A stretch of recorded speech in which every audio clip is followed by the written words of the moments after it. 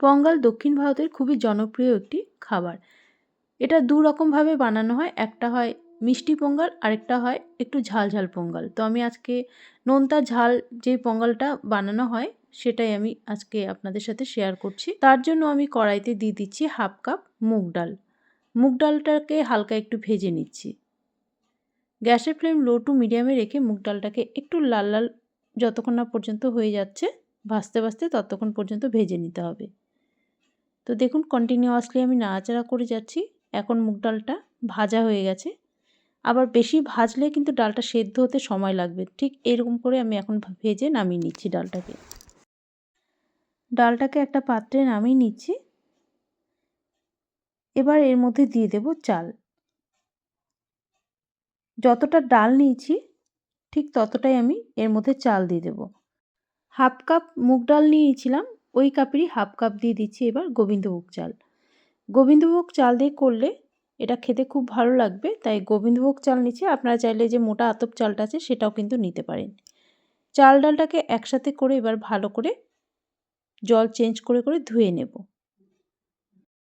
এখানে চাল ডালের মাপটা যদি সমান থাকে তাহলে কিন্তু পঙ্গালটা খেতেও ভালো লাগবে। মানে যদি আপনি 1 কাপ চাল নেন তো 1 কাপ ডালই দিতে হবে। আমি এখানে 1/2 কাপ যেহেতু ডাল নিয়েছি তাই 1/2 কাপ চাল দিয়েছি। চাল ডালটাকে ভালো করে ধুয়ে নিয়ে কড়াইটা পরিষ্কার করে আমি এর মধ্যে দিয়ে দিলাম। আজকে এই পঙ্গালটা আমি কড়াইতেই বানাচ্ছি, চাইলে কিন্তু আপনারা প্রেশার কুকারেও বানিয়ে নিতে পারেন। তবে প্রেশার কুকারে বানালে পরে ২ থেকে ৩টে সিটি দিয়ে তারপর কিন্তু গ্যাসটা অফ করে দিতে হবে। তো আমি কড়াইয়ের মধ্যেই করছি। আমি এখানে 1/2 কাপ চাল 1/2 কাপ ডালের জন্য প্রায় ৫ কাপ জল দিয়ে দিলাম। পঙ্গালটা একটু পাতলাই হয়, খুব কিন্তু ঘন হয় না, তাই জলটা আমি একটু বেশি করে দিয়েছি। তবে আপনাদের প্রয়োজন মতো আপনারা জলটা দিয়ে দিতে পারেন। ছোট ২ চামচের মতো লবণ দিয়ে দিলাম। অবশ্যই লবণটা আপনাদের স্বাদ মতো দিয়ে দেবেন। এবার ঢাকা দিয়ে এটাকে সেদ্ধ করে নিতে হবে।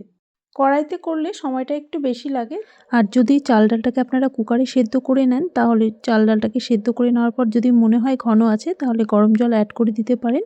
তারপর বাকি উপকরণগুলো ভেজে দিয়ে দিতে হবে। তো আমি এরই মাঝে একটু ঢাকনাটা খুলে নিলাম। এর মধ্যে যে একটা ফেনা ছিল সেটাকে ফেলে দিয়ে আবারও ঢাকা দিয়ে সেদ্ধ হতে দেব যতক্ষণ না পর্যন্ত চাল ডালটা ভালোমতো সেদ্ধ হয়ে যাচ্ছে। এখন ঢাকনাটা খুলে দেখে নিচ্ছি। বেশ ঘন হয়ে গেছে আর চাল ডালটাও কিন্তু ভালোমতো সেদ্ধ হয়ে গেছে। একটু পাতলা থাকলে এটা খেতে ভালো লাগবে, এর থেকে বেশি কিন্তু ঘন আর করব না। এবার কি করব, আমি এটা এক সাইডে নামিয়ে রাখছি, গ্যাসটা অফ করে নিই। এবার একটা তড়কা প্যান বসিয়ে দিলাম। তড়কা প্যানের মধ্যে দিয়ে দিচ্ছি বড় 1 চামচের মতো ঘি। পঙ্গালে কিন্তু ঘিটা বেশি করে ব্যবহার করা হয়, আপনারা চাইলে কিন্তু একটু বেশি করেও ঘিটা দিতে পারেন, তাহলে টেস্টটা খুব ভালো আসবে। আমি বড় 1 চামচ ঘি দিয়ে গ্যাসটাকে অফ করে রেখেছিলাম, কারণ অনেকটাই গরম হয়ে গেছিলো এই তড়কা প্যানটা। এবার দিয়ে দিলাম ছোট 1 চামচ গোটা জিরে, দিয়ে দিলাম থেতো করে নেওয়া গোলমরিচ ছোট 1 চামচ।